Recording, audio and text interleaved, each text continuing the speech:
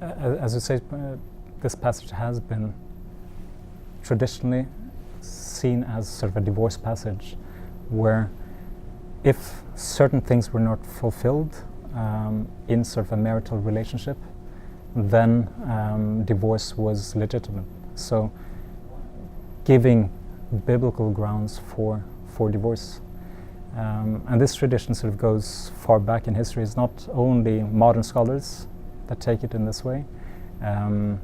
Going back to the rabbis' intertestamental period, this passage seems to have been perceived as giving biblical grounds for divorce. I would argue that if we go to the Hebrew text, read it closely in the ancient Near Eastern context that it was written, we believe,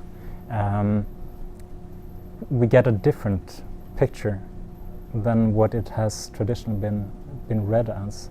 I think it's maybe dangerous to read from the rabbis and sort of modern perceptions into the law.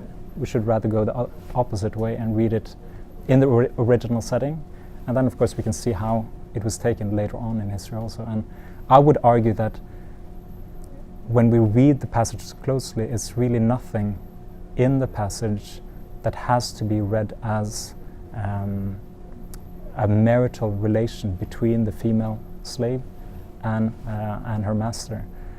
It's, on the contrary, I think, arguments for saying it was not. It's dealing with the question of a female slave, how to relate to the female slave, sort of an analogy to the male slave, which is just preceding. So the male slave you treat this way, the female slave you treat this way. And so I would argue that the passage is really not about divorce, but it's giving the circumstances under which a female slave could regain her freedom.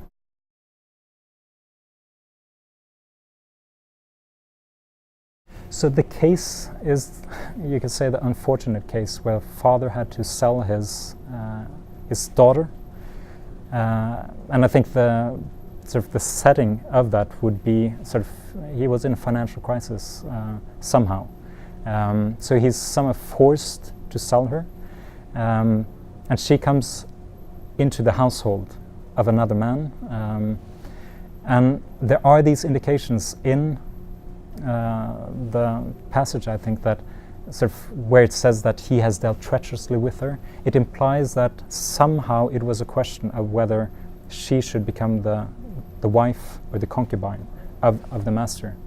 But then the case laws goes on and says, well, he decides not to. He decides not to marry her, and it regulates this. Then it goes on and says, but maybe he gives her instead to his son, gives certain specifications how to relate to this. And finally it ends up saying that, well, if he decides to marry another woman instead, he's restricted. He's not free to sort of do whatever he likes with her. He has to sort of sustain her, give her sort of provisions as she needs. And the three sort of key provisions that it has been a lot discussion about is sort of food, oil, and clothing. Some have taken the oil, ona, in the Hebrew, as conjugal relations. He's obliged then to continue sort of having a marital conjugal relation to her. The thing with that word ona is it's the only time in the Hebrew or Hebrew Bible it's used. Old Testament is used, and the question is, how do we solve what this word really means? When we go to ancient Near Eastern sources, we see that this tripartite provision for sort of in these circumstances was food, clothing, and oil, sort of basic. And some have said, well, but oil is really just part of the food, so sort of it cannot be oil. I think we just need to understand the ancient Near Eastern background here also, that oil wasn't in this case meant for food, but living under a warm sun was a major issue, and they used oil as a protection for the skin. So it's a necessary means to have an okay life, sort of in a harsh climate. So yeah, and then sort of it provides the conditions under which she can regain her freedom. So if the sort of husband, or not the husband but the master, does not intend to marry her, then she can be ransomed. So this is the one option she has to regain her freedom.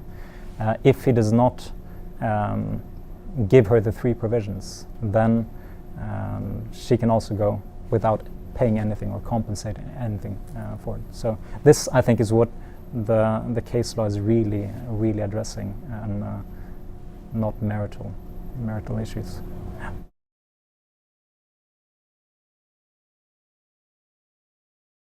And I think the issue here is clearly that it was the potentiality for a sexual relationship between the master and the concubine. We know this sort of occurred in the ancient Near East.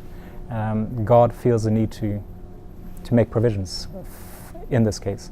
And we have indications in the passage that sort of he has somehow acted treacherously toward her. What does that mean? Sort of if it was only a master-slave relationship, of course he wouldn't be obliged to marry her. And it is somewhat conjectural sort of what this treachery is, as I've argued that there is nothing in the text itself that says it was an actual de facto marital relationship between the two. But I suggest that when the father sold her, they might have written a contract where it said that she was intended to become his wife.